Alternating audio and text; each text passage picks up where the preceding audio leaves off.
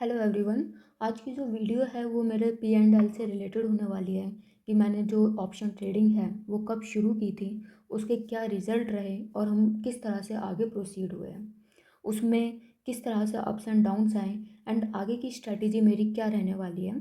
तो यहाँ पे जो ऑप्शन ट्रेडिंग है, ऑप्शन ट्रेडिंग के बारे में मुझे पहली बार 2022 में पता चला था। 2022 मार्च में मुझे पता चला था कि ऑप्शन ट्रेडिंग भी होती है। उसके बाद फिर मैंने अप्रैल में ऑप्शंस में आना शुरू किया। उस टाइम पे ना नॉलेज थी ना कुछ था, तो बस यही था कि जो भी ट्रेडिंग हो रही थी वो आइडिया से हो रही थी। तो मैं आपको 2022 का पी एंड एल दिखाती हूँ कि मेरे पी एंड एल स्टेटमेंट उस टाइम पे क्या रही। तो यहाँ पे हम आते हैं 2022। 2022 का ये आ जाते हैं हम जैन, और यहाँ पे 2022 इसमें हम आते हैं दिसंबर तक। ये दिसंबर, okay, up to financial year only. तो अप्रैल से करते हैं, अप्रैल से दिसंबर। तो ये मेरा 2022 का था जो भी। तो इसमें आप देख सकते हैं कि 2022 में जो ट्रेडिंग है वो मई में भी थोड़ी बहुत हुई है, जून में भी, जुलाई अगस्त सितंबर अक्टूबर नवंबर दिसंबर। ऑलमोस्ट मैंने यहाँ पे, मतलब एक बोलते हैं कि आप कंसिस्टेंट हो, सिर्फ मैं अगस्त में थोड़ा कंसिस्टेंट नहीं रही हूँ, बाकी ओवरऑल मैंने जो अपनी ट्रेडिंग है उसको कॉन्टिन्यूस रखा है। बट मैं पहले भी बता दूँ, ये जितनी भी ट्रेडिंग थी ये एक तरह से तुक्का ट्रेडिंग थी। इतनी ज़्यादा नॉलेज नहीं थी उस टाइम पे। मैं सीख रही थी कैंडल स्टिक क्या होती है, कैंडल स्टिक पैटर्न क्या होता है। एंड उस टाइम पे ये लगता था कि भाई जो कैंडल स्टिक पैटर्न है वो अगर हमने समझ लिया तो हमें सब आ गया, जबकि ये नहीं पता था कि उसके साथ बाकी और चीज़ें भी देखते हैं। तो ओवरऑल मैं यहाँ पे ये बोलूँगी कि ये जो लॉस मुझे हुआ, यहाँ पे जो आप लॉस देख रहे हो, ये जो मुझे 37,161 का लॉस हुआ। ब्रोकरेज चार्जेस इतने कम इसलिए है क्योंकि कोटक में अगर आप 30 ईयर से कम हो तो एक प्लान है, उसमें 2 साल का वो प्लान है, उसमें आपके ब्रोकरेज चार्जेस जीरो लगते हैं। तो ये जितने भी है टैक्सेस एंड चार्जेस ये सारे गवर्नमेंटल हैं, plus S T T C T T जो चार्जेस है 1670। इट मीन्स कि यहाँ पे ओवरऑल जो मुझे लॉस हुआ वो 37.5 के का हुआ। एंड ये जो लॉस था ये विदाउट एनी लर्निंग, यहाँ से मैंने कुछ सीखा नहीं, यहाँ से मैंने कुछ कुछ गेन नहीं किया, कुछ नॉलेज नहीं थी अभी भी मेरे पास, और मेरा ऑलरेडी 38,000 या 37,500 तक का लॉस हो चुका था विदाउट एनी लर्निंग।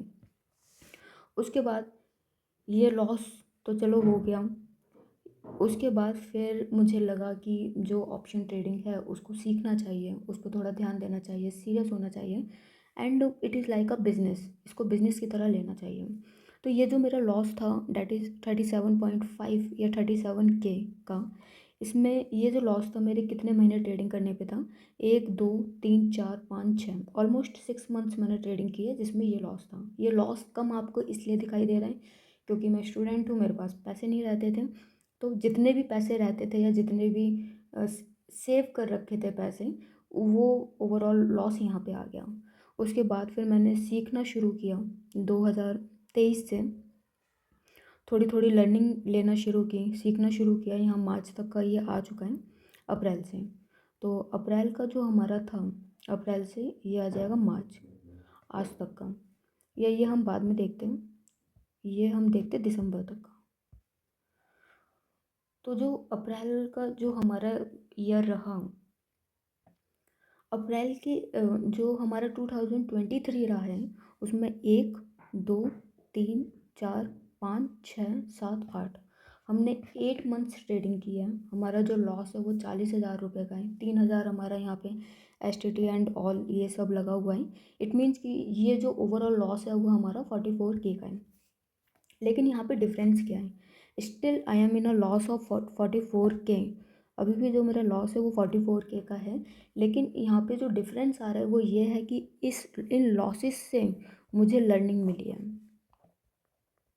लर्निंग, मैंने काफ़ी सारी चीज़ें सीखी है कि ऑप्शन ट्रेडिंग क्या है, थीटा डिके किस तरह से काम करता है, मोमेंटम क्या है, कहाँ पे रेंज ब्रेक क्या होता है, रेंज ब्रेक डाउन क्या होता है, किस तरह से जो हमें अपने लॉसेस है उनको जल्दी से जल्दी काटना चाहिए। तो यहाँ पे जो भी मेरे लॉस हो रहे हैं, या जो अभी जो मेरे करंट में लॉस हो रहे हैं, उसमें सिर्फ़ और सिर्फ मेरी एक गलती निकल रही है, एंड जिसकी वजह से मुझे बड़े लॉस फेस करने पड़ रहे हैं, डैट इज़ ओवर ट्रेडिंग। कहीं न कहीं जो ओवर ट्रेडिंग है वो मुझसे हो रही है, और इस पे मैं काफ़ी ज़्यादा ध्यान देने की कोशिश कर रही हूँ कि जो ओवर ट्रेडिंग है उससे बच सकूँ, क्योंकि ओवर ट्रेडिंग मेरे सारे प्रॉफ़िट खा जा रही है। तो यहाँ पे अगर आप देखोगे, अगर मैं यहाँ पे मैं जैसे मई मंथ अगर मैं दिखाऊँ, तो जो मई मंथ है, मैं यहाँ पे अब इन महीनों में मैं ब्रेक इवन पे आ चुकी थी। लास्ट टाइम लर्निंग मैंने की, ब्रेक इवन पे मैं यहाँ पे आ चुकी थी अप्रैल मई जून में। यहाँ पे आप देख रहे होंगे कि जो ग्रीन है वो ज़्यादा, मतलब थोड़े से ज़्यादा बड़े प्रॉफिट लिए गए हैं लॉसेस के कंपैरिजन में। बट दिक्कत क्या हुई, दिक्कत हुई जुलाई में। जुलाई में मेरा जो लॉस है वो 19K का लॉस हुआ। 19K का एक महीने के अंदर स्टूडेंट का लॉस होना, ये बहुत बड़ी चीज़ है। जहाँ पे मैं ब्रेक इवन में आ चुकी थी अप्रैल मई जून में, वहाँ पे जुलाई में मेरा 19K का लॉस हुआ, जिसकी वजह से मेरी साइकोलॉजी पूरी की पूरी डिस्टर्ब हुई। एंड उस साइकोलॉजी का इफ़ेक्ट आप अगस्त में देख सकते हो, कि अगस्त में मैंने लॉसेस को काटना जल्दी शुरू किया, बट यहाँ पे जो मेरी एक्यूरेसी है उसकी बैंड बच चुकी थी। उसके बाद नवंबर दिसंबर में भी सेम यही हाल रहा, और अभी भी समहाउ कहीं ना कहीं जो चीज़ें हैं वो उसी तरह चल रही हैं। उसके बाद आगे का देखते हैं, आगे हमने क्या किया। आगे 2024 का देखते हैं। तो ये आ जाएगा हमारा 2024 और मार्च अभी तक का।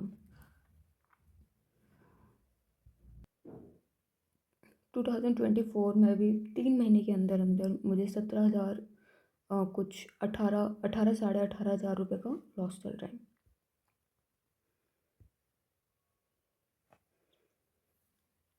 तो ये 3 महीने के अंदर मुझे कुछ 18,500 रुपये का लॉस चल रहा है।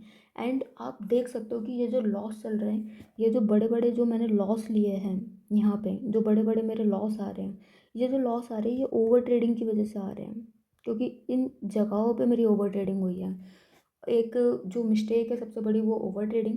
सेकंड जो मेरी मिस्टेक है वो एक दो जगह पे, जो जब मेरा जो ट्रेड है वो अगेंस्ट में जा रहा था, वहाँ पे मैंने उसको एवरेज करने की कोशिश की, जिसकी वजह से मुझे बड़े लॉस लेने पड़े। अब जैसे कि मैं आपको पता है कि मैंने 20 फैब से मैंने 75 days of hard trading challenge शुरू किया था, और आज उसका 26 डे है। एंड जो कैपिटल ली थी मैंने, जो कैपिटल थी मेरी स्टार्टिंग में वो 25K थी, और 25K ड्रॉ डाउन होके 13.5K के आसपास कुछ बची हुई है। इट मीन्स कि जो कैपिटल है वो 50% यहाँ पे कैपिटल का ड्रॉ डाउन हो चुका है, और चैलेंज के अभी 50% डेज भी कंप्लीट नहीं हुए हैं।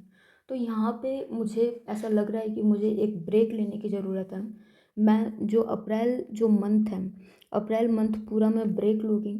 अभी जो होली की जो छुट्टियाँ जो पड़ी 3 से 4 दिन की, उसमें कुछ एनालिसिस किए हैं, कुछ सेटअप बनाया है मैंने, जिसकी मुझे बैक लाइव लाइव मार्केट में बैक टेस्टिंग करना रहता है।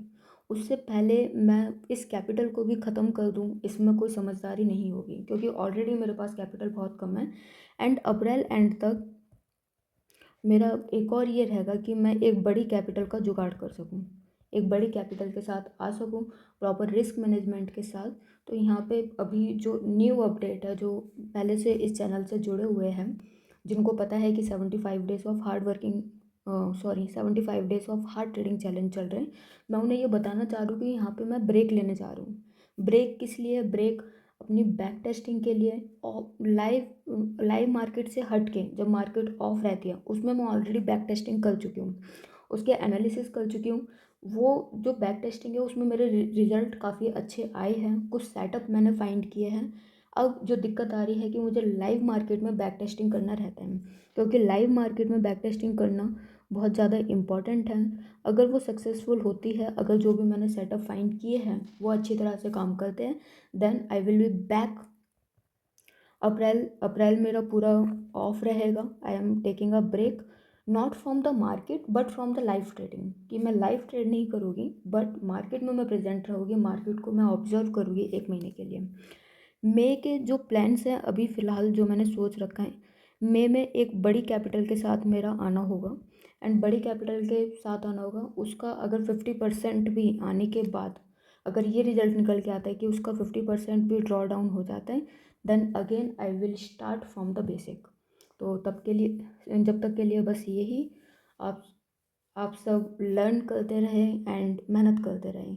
होप सो एक दिन हम सभी एक सक्सेसफुल ट्रेडर बनेंगे, सक्सेसफुल ट्रेडर बनेंगे, प्रॉफिटेबल ट्रेडर बनेंगे, एंड इसी तरह अपने जो लॉसेस हैं उनसे सीखते रहेंगे। जब लगेगा कि अब नहीं सीख पा रहे हैं, तब इसी तरह हम ब्रेक लेंगे ताकि खुद की साइकोलॉजी को एंड मार्केट की एनालिसिस को समझ सकें, अपने सेटअप पे बिलीव कर सकें।